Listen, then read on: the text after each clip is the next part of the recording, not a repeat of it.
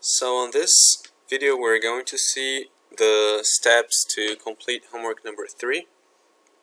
The first one is the furniture that we need to insert in our project.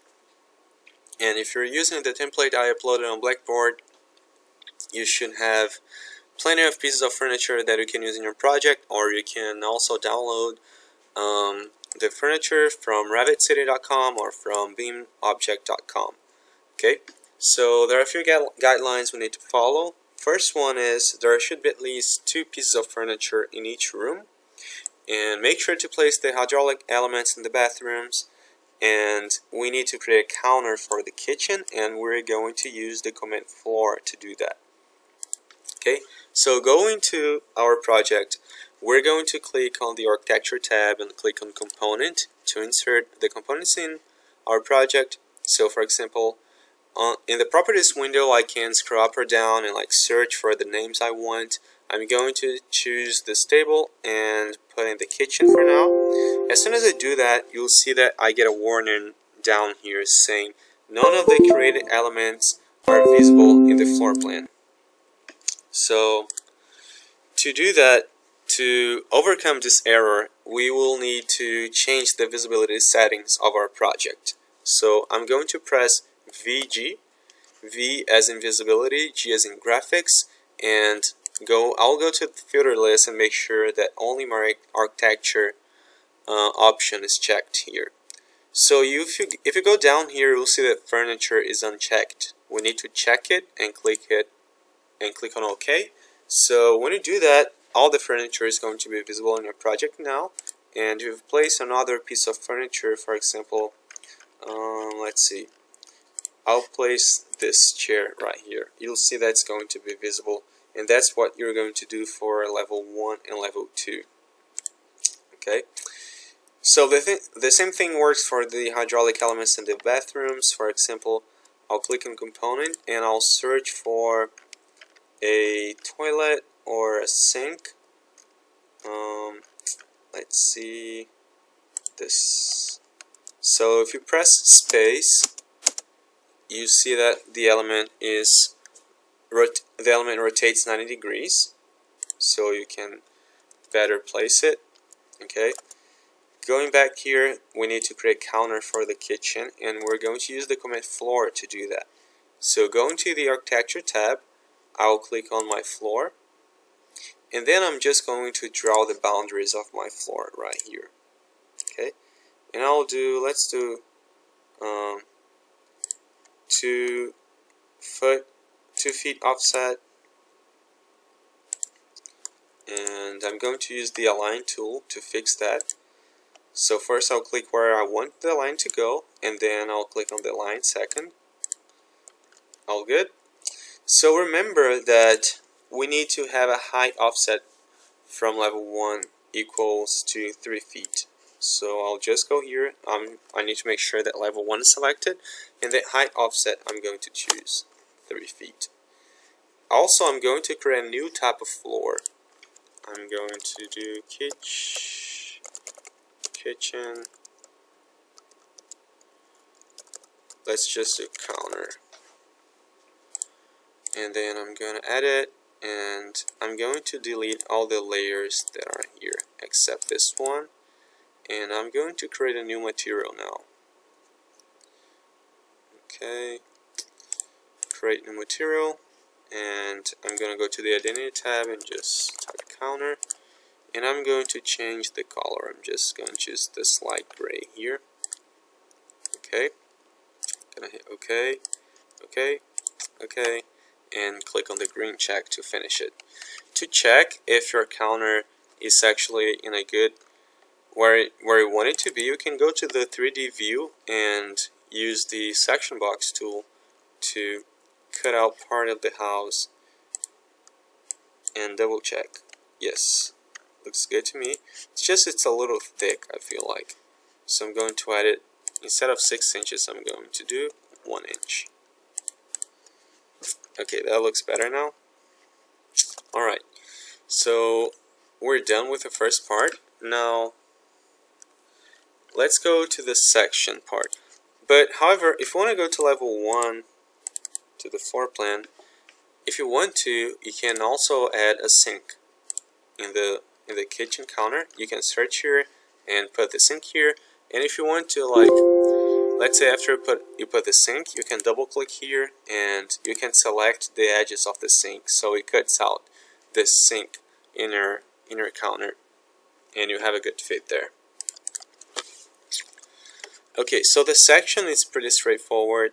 We can go to floor plan, and if you go to the View tab and click on the Options section, we can create a section right here. I'm going to click at one point, click at the second one.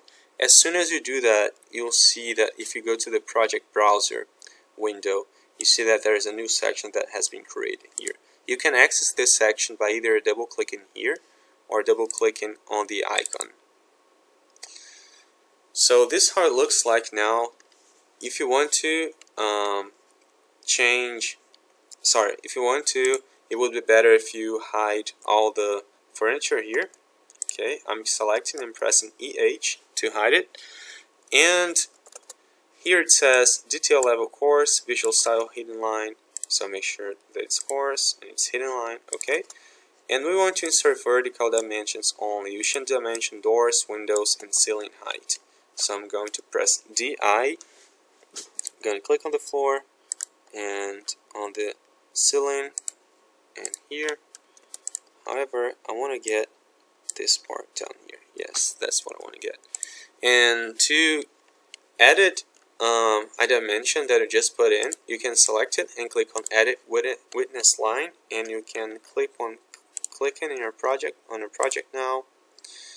There we go. And let's also dimension doors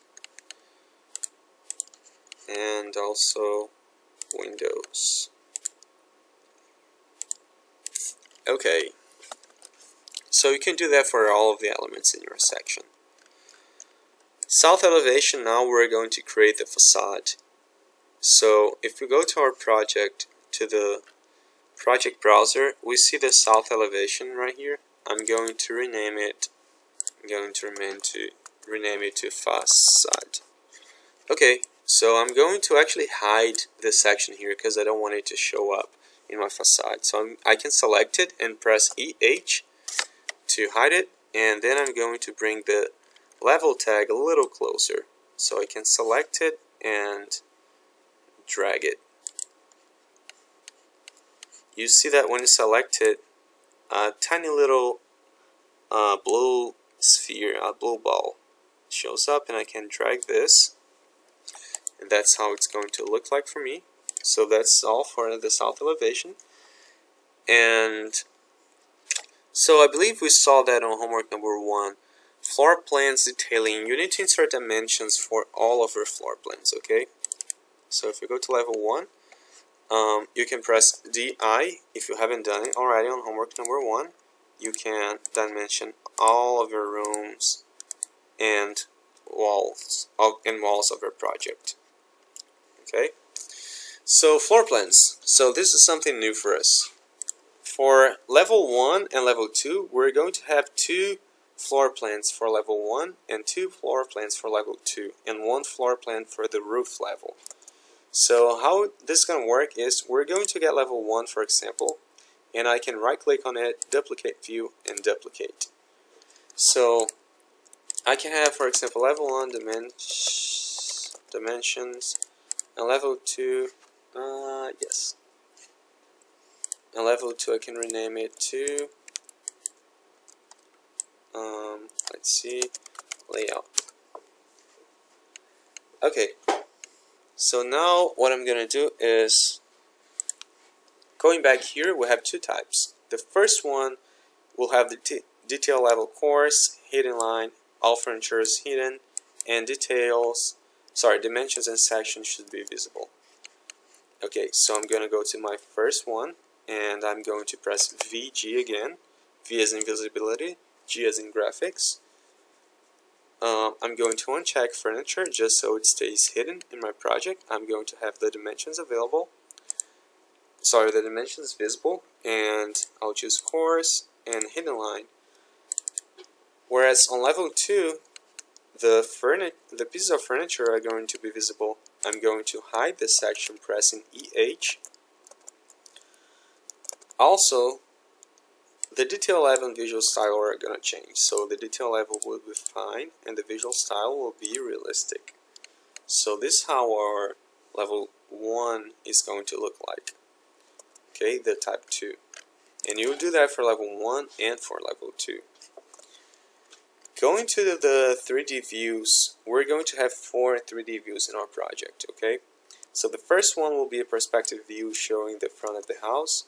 So to do that, I'm actually going to duplicate my 3D view and I'm going to rename it to Facade. I'm going to uncheck this section box so I can see my whole house, and this is a good view for me. Remember that you need to save the orientation and lock the view, and the detail level should be fine, visual style realistic, and shadows on. So I'm going to change the detail level to fine. This should be realistic, and the sun path is off, however the shadows are on. Okay, so this is how it's going to look like. And the document also says remember to save orientation and lock view. So I'll need to click on this little house icon and click on save orientation and lock view. So now if you try to orbit around your project or using the cube to orbit around it, you cannot do it because the view is locked. Okay. The second one will be the level 1. So I can just duplicate the facade and I'm going to rename it level 1, and for now I'm going to unlock my view and I'm going to enable my section box option. Let me click here on this corner. Yes, that's a good view that I would like to have. And I'm going to drag it down until I can see only my level 1. Yes, exactly. Also, I'm going to hide the section box. I'll click on it and I'll press EH to hide it. And I'm going to save orientation lock view. Level 1's ready. I'm going to do the same thing for level 2. Can just duplicate level 1, rename it. Going to enable my section box. Oh yes, the section box is hidden. I need to press RH, or I can just click on this like light bulb icon. So you see that the section box is with like a red line instead of a black line. This because it's hidden. So I can select it and click on unhide. Okay. And now I can drag it down. And this is my level 2. Looks good to me. I'm going to select it and press EH to hide it. Okay, the view is locked. This is how my level 2 is going to look like. The last thing I need to do is to duplicate the view and create the roof 3D view, and I'm just going to uncheck the section box. And that's how my roof is going to look like. Okay, so that's all for homework number 3. If you guys have any questions, please feel free to send me an email, and also down here are the floor plans, and this is how it's expected from you for your project to look like. Oh yeah, there is one thing we didn't go through, which is the roof floor plan. But like I explained to you guys in class how to do it, we'll go to the roof, and to change where your roof's cut, you need to press VR, which V stands for view and R stands for range. So I'm going to move the cut plane up from 5 to 10, and I'll hit OK. And to put the slope on here, I'm just going to go to the Annotate tab and click on Spot Slope. And that's pretty much all for your roof level.